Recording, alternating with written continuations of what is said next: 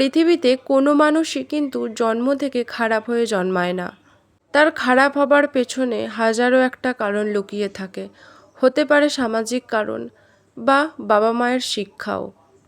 হ্যাঁ, অনেক বাবা মাই কিন্তু তার সন্তানদের কুপরামর্শ দিয়ে খুব সহজেই তার সন্তানদের খারাপ উদ্দেশ্যের দিকে ঠেলে দেয়।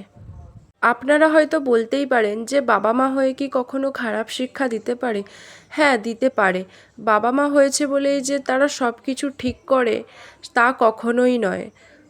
হয়তো ডাইরেক্ট খারাপ শিক্ষা না দিলেও যখন তারা কোনো ভুল কাজ করে তখন সেটাকে তারা বারণ করে না যে এটা ভুল হচ্ছে বা এটা ঠিক হচ্ছে।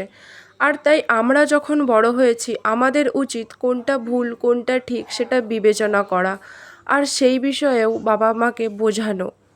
শুধুমাত্র বয়সে বড় বলেই যে তাদের থেকে শিক্ষা লাভ করা যায় তা কিন্তু নয়।